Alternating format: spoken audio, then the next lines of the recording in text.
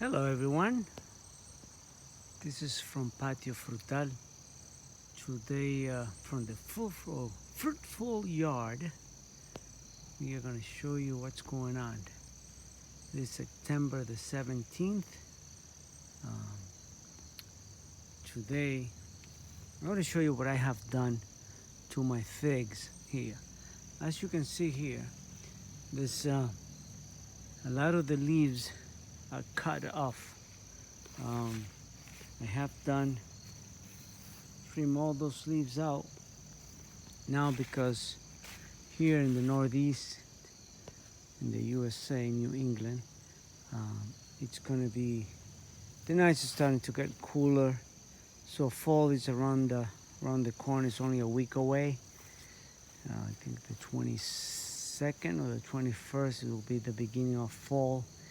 And this zone 6B, is a zone where we really get real winters. This is no joke. So, in order for the plants, the fruit to start ripening early, we're exposing more to the zone. As you can see, the buds of these figs is a little bit reddish. So that means that those will ripe. And hopefully we'll have an Indian summer. What we call an Indian summer is that temperatures will stay warm, longer. Because usually by the end of October, it's pretty much real cold. So you still got another 6 weeks for that to happen. So that's why I'm exposing all of my my figs fruit to. I cut off all those leaves, and hopefully we'll get a lot of figs. This fig is in the ground and it stays there all winter, and it has survived for 4 years, 4 winters. The first 2 winters it died back a lot.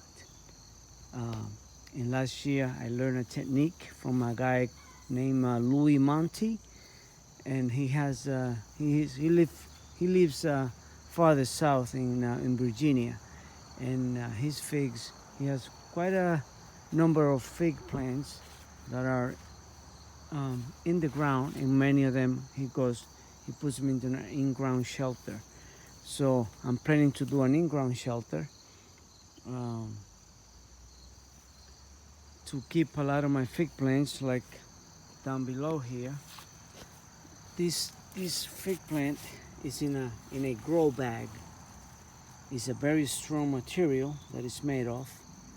You buy this, and well, this I'm gonna put a machete or a shovel along the edge here, and I'm going to pull out this whole bag with the soil and put them in a place where they're not gonna go below, let's say, 40 degrees, so they will stay alive all the winter.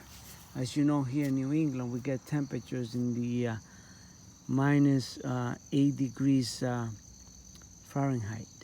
And that's pretty cold.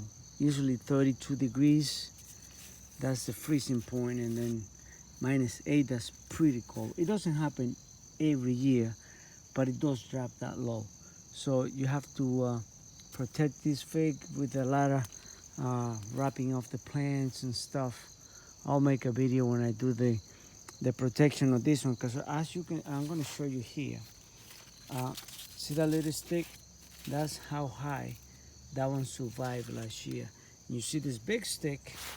Well, if you follow down here, right over here, and back, okay. So that's only like 2.5 feet from above. And look at this other one over here. See how thick it is? And then this is how high it survived last year. So that one is like barely 3 feet tall. So I did due diligence, I think, and it's paid off. I'm gonna have, look like an abundance of fig. There's quite a bit of figs in there. So if I even get half of those would be awesome. Here in New England, because it's so cold, you only get one crop. This is a Chicago Hardy, and this one over here, it's a brown turkey. And look at this one. This one has figs that are already not soft yet. I mean, they still got a while to go, maybe another 2 more weeks to start ripening. But I'm very excited about getting my figs. I had last year only like 5 or 6 figs, and that was exciting. So this year looked like we're in a better position. Again, this other one, you can see the dead wood right here, and that's only like 2.5 feet from the ground. Only escamoli. Well, I just seen something that I've not seen before. Right behind me, there is a fig. I didn't even know it was here. Look at this. This is, and it's perfectly ripe. Wow. All right, look at that. Nice fig. This is a Peter's honey fig. And this plant, I bought this plant last year, and it was already, you know, a good sized plant, not too big. And let me put the tag in there so you can see it. Peter's honey. And it had a whole bunch of figs, and I put it down in my cell, my basement. And the figs just fell off. They didn't get to maturity because the plant wasn't that big to produce. But that one is gonna go in that new shelter that I'm gonna build for it. And that one only has, now that I found that fig in there, that only has that other one left. So these figs, they overgrown what they done before.